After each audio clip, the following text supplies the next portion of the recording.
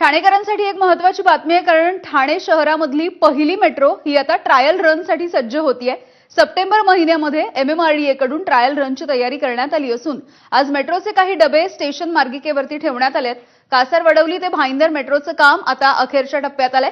ठाण्यामधल्या metro मार्गिकेवरच्या 10 स्थानकांवरती याची trial होणार आहे आणि याचा आढावा घेतलाय आमचे प्रतिनिधी अक्षय भाटकर यांनी। मुंबईमध्ये आतापर्यंत 4 पेक्षा जास्त मेट्रो मार्गिका या खुल्या करण्यात आलेल्या आहेत। यापेक्षा आणखीन मेट्रो मार्गिका या अगदी काही महिन्यात सुरू होणार आहेत। मात्र ठाण्याला अजूनही त्यांची पहिली मेट्रो मिळाली नव्हती।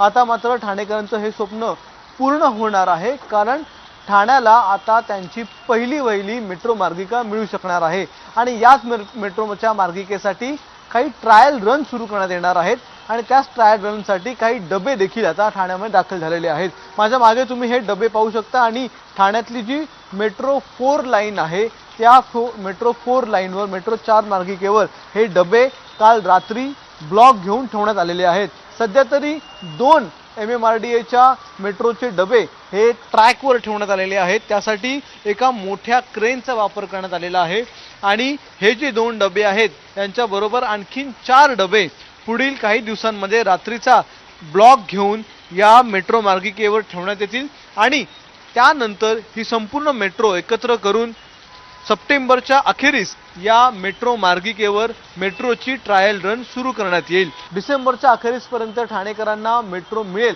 असं आश्वासन देण्यात आलेलं आहे। बघूया आता ही ट्रायल रन किती दिवसात सक्सेसफुल होते आणि त्यानंतर किती लवकर ठाणेकरांना त्यांची पहिली मेट्रो मिळते आहे आणि त्यातून प्रवास करायची संधी त्यांना मिळते।